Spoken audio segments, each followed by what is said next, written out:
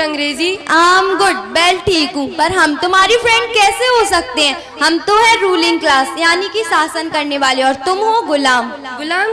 गुलामी के दिन तो 1947 में चले गए मित्र। अब हम स्वतंत्र हैं। अब हमारे भारत में हमारी हिंदी भाषा और भारत की अन्य भाषाओं का राज है। अच्छा, हिंदी का राज है। अंग्रेज चले गए पर इंग्लिश नहीं गई। मैं जानती हूँ भारत से अंग्रेज चले गए, लेकिन अंग्रेजियत अभी भी कायम है। पर आज भी ज्यादातर लोग अपनी हिंदी भाषा और भारत की अन्य भाषाओं से प्रेम करते हैं। ओ मिस हिंदी जी, तुम कहती हो हिंदी पसंद करते हैं? तुम्हारे देश का तो संविधान भी अपनी भाषा में नहीं लिखा है, और जिस देश का संविधान अपनी भाषा में ना लिखा हो, उस देश के लोग क्या अपनी भाषा से प्यार करते होंगे? ये मेरा और मेरे देश का दुर्भाग्य है कि हमारे देश का संविधान अंग्रेजी में लिखा गया, क्योंकि उस समय ज्यादातर नेताओं की शिक्षा दीक्षा इंग्लैंड में हुई थी, इसलिए हमारे देश का संविधान अंग्रेजी में लिखा गया। सिर्फ उस समय के ही नहीं, बल्कि आज के लोग भी अपने बच्चों को इंग्लिश मीडियम स्कूल में ही पढ़ाना पसंद करते हैं। ये बात सच नहीं है। आज भी भारत में 80% विद्यालय हिंदी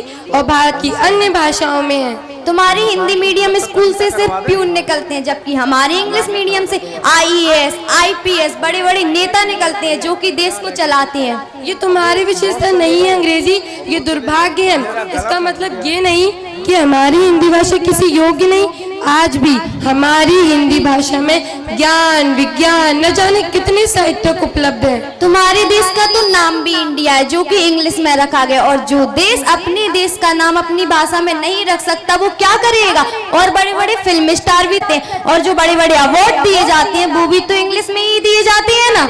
मेरा देश फिल्मी सितारों का मोहताज नहीं है अंग्रेजी।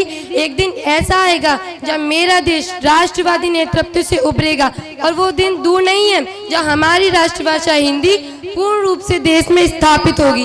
बड़े बड़े नेता बिजनेसमैन भी तो इंग्लिश में ही बात करते हैं, और अपने बच्चों को आगे की शिक्षा के लिए इंग्लैंड, न्यूयॉर्क, पेरिस भेजते हैं।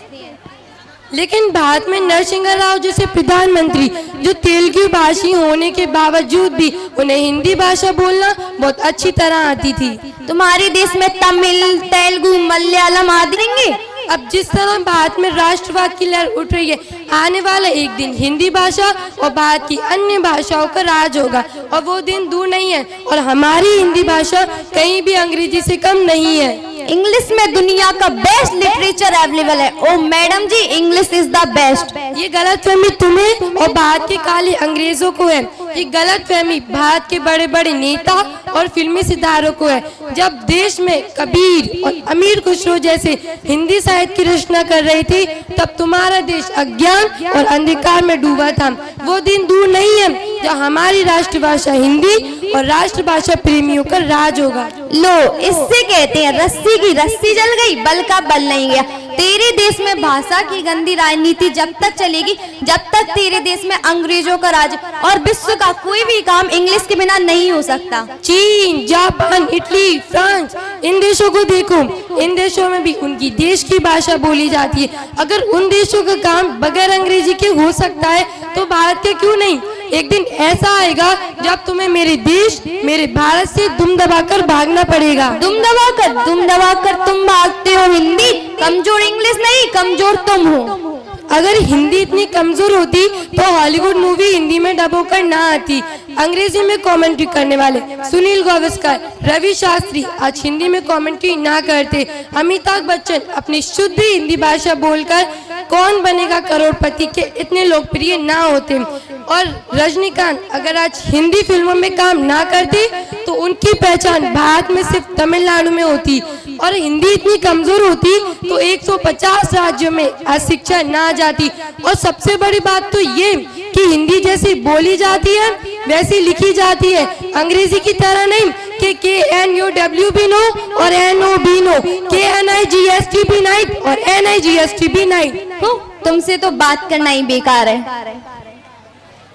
इस डिबेट के जरिए हम अपने देश की शासन तक ये संदेश पहुंचाना चाहते हैं कि जो बड़ी बड़ी डिग्रियां जैसे कि MBBS, इंजीनियरिंग, क्या ये डिग्रियां हिंदी में नहीं कराई जा सकती? अपने देश की पहचान अपनी मातृभाषा से होती है। हमारे देश के कुछ छात्र आगे की शिक्षा के लिए विदेशों में जाना पसंद करते हैं। क्या ये डिग्रियां भारत में उपलब्ध नहीं कराई जा सकती? क्या इससे हमारे देश का गौरव नहीं बढ़ाया जा सकता? इसी पर हमारे डॉक्टर इकबाल ने कुछ शब्द कहे हैं, सारे जहां से अच्छा हिंदुस्तान हमारा, हिंदी है हम वतन है हिंदुस्तान हमारा। Thank you.